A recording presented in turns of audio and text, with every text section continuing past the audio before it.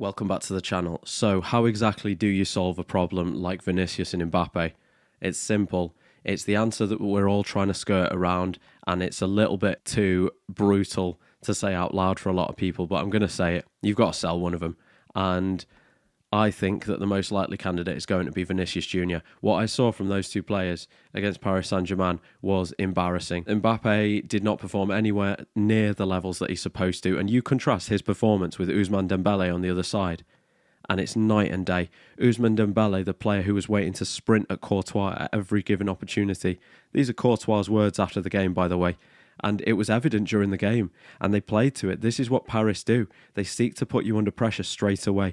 Vitinha from the kickoff playing it deliberately out so that Dembélé could have a chance to sprint at Courtois like his life depended on it.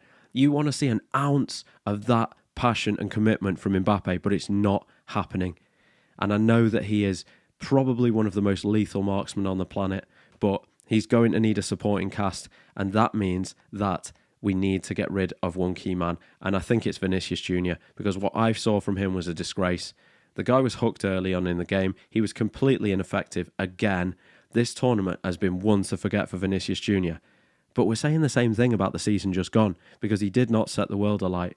And if you contrast his performance over the last campaign with the likes of Kvaratskhelia, purely in terms of effort, purely in terms of application, it doesn't compare. It's impossible. This guy is not pulling his weight.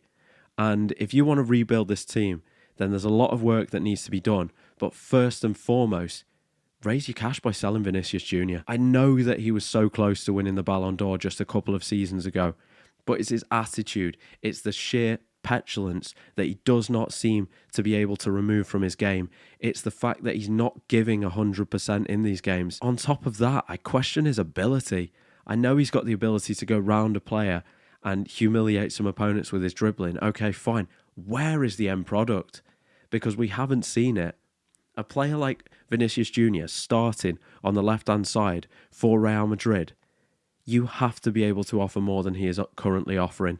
Because if you look at the likes of Barcelona and the numbers put up by Rafinha in the same position, he should be embarrassed. He really should, because he's gone from the guy that everyone wanted to win the Ballon d'Or, the absolute guarantee, the banker, to, hang on a minute, your numbers, they don't add up. These aren't the numbers of a Ballon d'Or. They really aren't. And no one can put forward a constructive argument for why he belongs anywhere near the Ballon d'Or at this point. And I know that that's not the be-all and end-all, but for a player that gets hooked early and is later seen laughing when his team are 4-0 down on the bench, that's the final nail in the coffin as far as I'm concerned.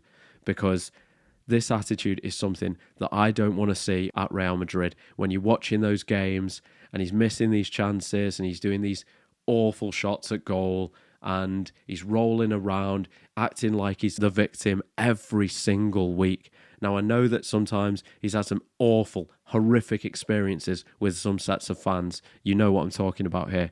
But he is not a victim each week. He's going to get tackled. That's life. And I know that his idol, you talk about the likes of Ronaldo, you talk about the likes of Neymar, but there's a huge difference between the two in terms of application.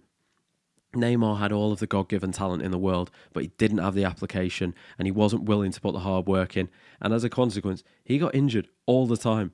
Yes, he got kicked every week, but so does Leo Messi, so does Cristiano Ronaldo, and yet the figures that they put up were out of this world. And you're seeing similar things. There are modern-day examples. Like Barcelona, for example, look at what Rafinha's doing in his position. I feel like I'm repeating myself, but he's just not good enough. And I think that if you're looking at a player who could potentially bring you in upwards of £200 million, rebuild that team, take that money, run. Need I say more? I hope that you enjoy this video, and if you do have any strong opinions about this, please, I welcome them in the comment section below. And do consider subscribing to the channel. Thank you. Take care.